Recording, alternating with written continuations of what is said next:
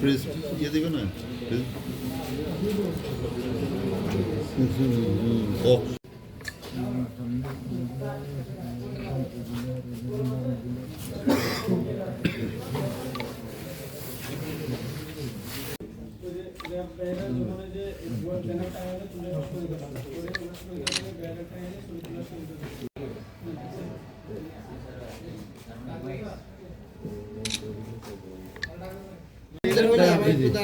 ঠিক আছে ওকে ওকে ওকে ওকে ওকে ওকে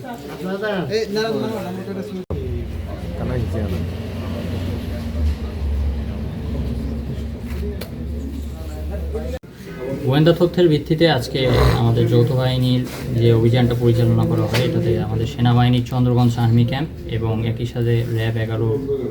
টিম এর যৌথ পরিচালনায় আমাদের এই অপারেশনটি এটা পরিচালনা করা হয়। ঠিক আছে, তো আপনারা দেখতেই পাচ্ছেন এই যে অভিযানটা আমরা করেছি মূলত আমাদের উদ্দেশ্য ছিল হচ্ছে যে আমাদের জাতীয় যে সংসদ নির্বাচন আছে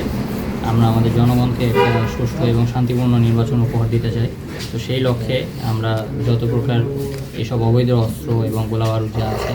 তার বিরুদ্ধে আমরা এই অভিযানটি পরিচালনা করি এবং আমরা এখানে 2 জন শীর্ষ সন্ত্রাসীকে গ্রেপ্তার করি।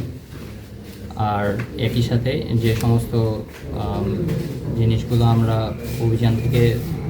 রিকভার করতে পেরেছি তার মধ্যে একটি বিদেশি পিস্তল এবং এছাড়াও কিছু দেশীয় অস্ত্র রয়েছে। তাছাড়াও তাদের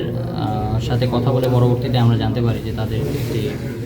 পরিকল্পনা ছিল নির্বাচনকে কেন্দ্র করে, নির্বাচন বানচাল করার ব্যাপারে তাদের একটি বড় পরিকল্পনা ছিল এবং যাকে কেন্দ্র করেই তাদের